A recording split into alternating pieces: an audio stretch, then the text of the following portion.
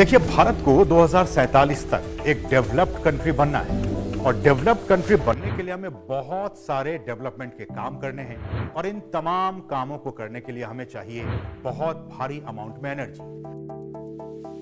अब fossil fuels तो देखिए धीरे धीरे खत्म हो रहे हैं, क्योंकि बजट में भी जिस एक चीज की बात बहुत ही महत्वपूर्ण और इंपॉर्टेंटली हुई है वो है स्मॉल मॉड्यूलर रिएक्टर्स।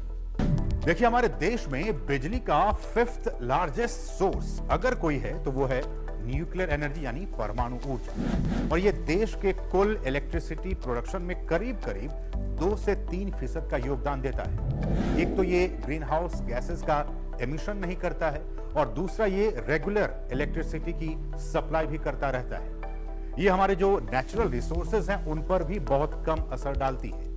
ऐसे में सबसे पहला सवाल ये कि आखिर क्या होते हैं ये small modular reactors.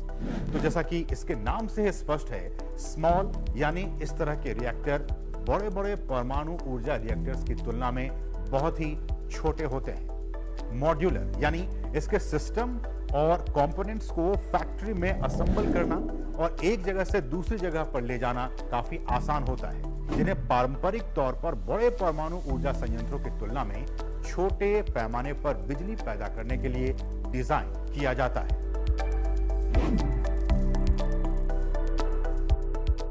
Small modular reactor होते हैं जो 10 मेगावाट से लेकर के 300 मेगावाट तक की एनर्जी जनरेट करते हैं। और ये स्मॉल इसलिए बोला जाता है क्योंकि ये छोटे हैं और ये बनाए जा सकते हैं आसानी से फैक्ट्री में, और इनको लगाने की लागत काफ़ी कम है।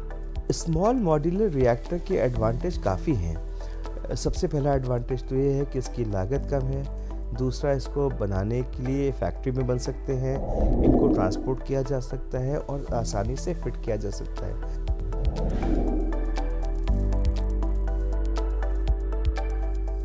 अब अगला सवाल कि स्मॉल मॉड्यूलर रिएक्टर्स के क्या हैं फायदे।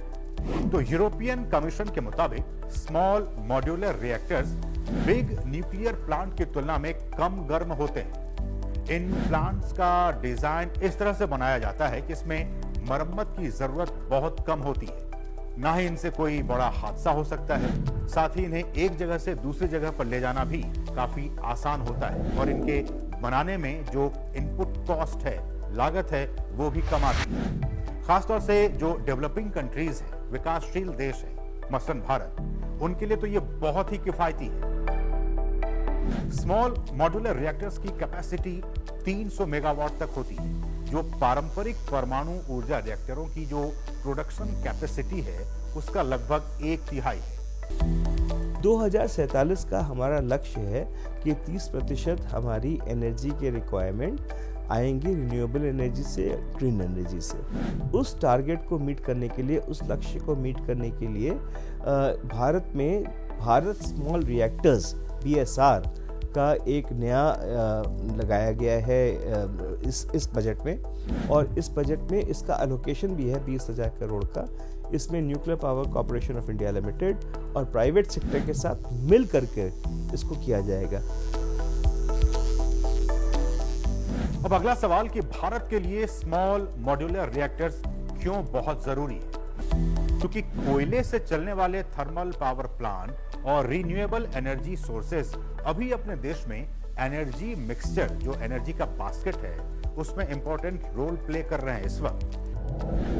अगला सवाल कि एटॉमिक एनर्जी को लेकर भारत का 2047 तक का लक्ष्य क्या है। जिससे हम एटॉमिक एनर्जी का प्रोडक्शन कर रहे हैं, उससे माना जा रहा है कि भारत की जो स्थापित एटॉमिक एनर्जी कैपेसिटी है वो 2031 और 32 तक 3 गुनी तक बढ़ जाएगी। और अंतर्राष्ट्रीय परमाणु ऊर्जा एजेंसी यानी IAEA के मुताबिक अर्जेंटीना, कनाडा, चीन, रूस, दक्षिण कोरिया और अमेरिका या तो इस तरह के रिएक्टर्स का निर्माण कर रहे हैं या उन्हें लाइसेंस देने की प्रक्रिया में। तो जैसे जैसे हमारा देश एनर्जी सिक्योरिटी की तरफ आगे बढ़ रहा है, स्मॉल मॉड्यूलर रिएक्टर्स एक सस्टेनेबल और सेफ फ्यूचर सुनिश्चित करने में हमारी बहुत हेल्प कर सकता है। साथ ही फ्यूचर में कार्बन फ्री एनर्जी हासिल करने में इस तरह के स्मॉल मॉड्यूलर रिएक्टर्स एक इंपॉर्टेंट रोल भी प्ले कर सकते हैं।